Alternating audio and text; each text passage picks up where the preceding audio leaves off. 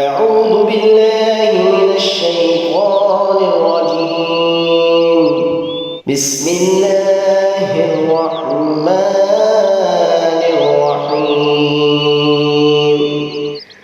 अब्दुल्ला बिन उमर रज़ी अल्लाह अन्हुमा ने ख़बर दी कि रसूलुल्लाह सल्लल्लाहु अलैहि वसल्लम ने खैबर के यहूदियों से वहाँ की ज़मीन में फल खेती और जो भी पैदावार हो उसके आधे हिस्से पर मामला किया था।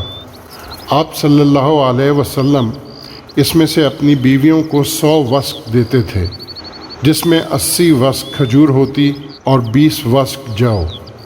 हज़रत उमर रज़ी अल्लाह अन्हु ने अपने अहद खिलाफत में जब खैबर की ज़मीन तकसीम की तो अज़वाज मुतारात को आपने इसका इख्तियार दिया कि अगर वो चाहें तो उन्हें भी वहाँ का पानी और क़ताए ज़मीन दे दिया जाए या वही पहली सूरत बाकी रखी जाए।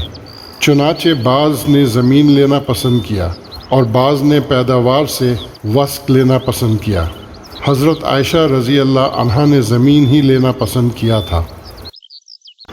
Narrated Abdullah bin Umar. The Prophet, peace be upon him, concluded a contract with the people of Khaybar to utilize the land on the condition that half the products of fruits or vegetation would be their share.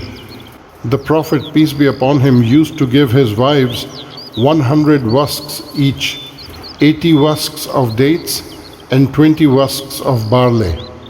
When Umar became the caliph, he gave the wives of the Prophet, peace be upon him, the option of either having the land and water as their shares or carrying on the previous practice.